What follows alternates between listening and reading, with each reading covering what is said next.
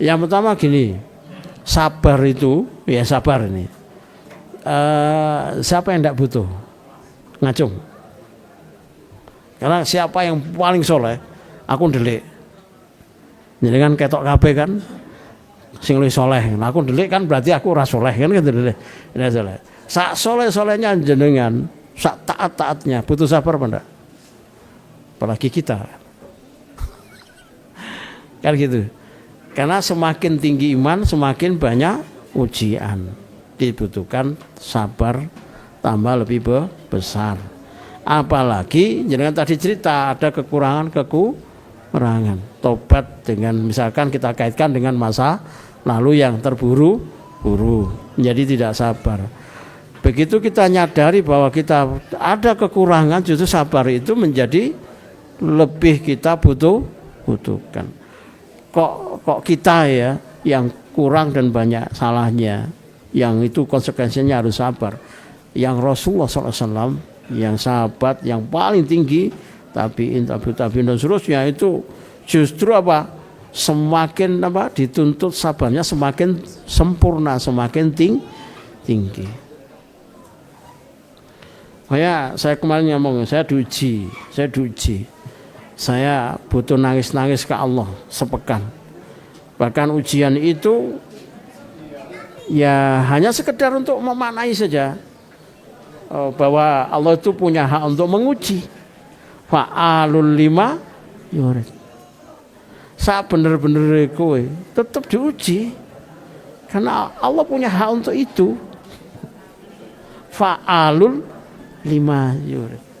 Apa yang Allah kehendaki ya fa'al, pasti terjadi, pasti dilakukan dan tidak ada yang bisa mencegah. Kowe kudu ngrasakno iki, ya rasakno. Jadi menikmati ujian saja, nggak ada solusinya kecuali apa? Nangis ke Allah. Semakin nangis, semakin dibukakan petunjuknya.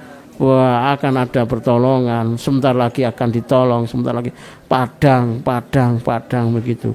Semakin tenang, semakin sabar, semakin syukur gitu. Justru itu momentum paling enak kita dekat sama Allah saat diuji itu. Jadi ilmu itu pasti digunakan. Butuhnya hidayah taufik. Apa? Iya, betul. Hanya menuangkan saja. Hanya nangis saja. Hanya as-somat saja. Enggak. Hanya tobat saja. Karena yang bisa menolongkan, karena kita sudah tahu apa kebutuhan kita kan. Karena kita dekat sama Allah, karena ada ujian. Pasti kan ingin dicabut ujian itu, ingin dijawab. Tapi yang kita kembali ke Allah, menghadap Allah apa? Istighfar, cari dosa-dosa ini. Kenali dulu. Sampai nanti dialognya kamu tahu kalau itu penyebabnya. Betul. Tahu betul. Dan tahu pun dosa-dosa itu disuruh merasakan dulu. Rasakan sih dosa. Dialog dulu. Sampai Allah ngasih pertolongan jawaban. Sehingga rasanya enak saja. Enggak nuntut macam-macam. Kalau dituntut tambah ujian sama Allah. Kalau kita tahu diri bahasanya, tahu diri ya. Wis dosane akeh gak tahu diri. Gimana kayak gitu loh. Wis gak melas, gak iftikor, gak ingkisar, njaluk tok ae ditambahi sama Allah. Itu masalah gitu. Jangan sampai begitu. Sampai laptopku mati, wis mari. Baik Bapak Ibu, wallah.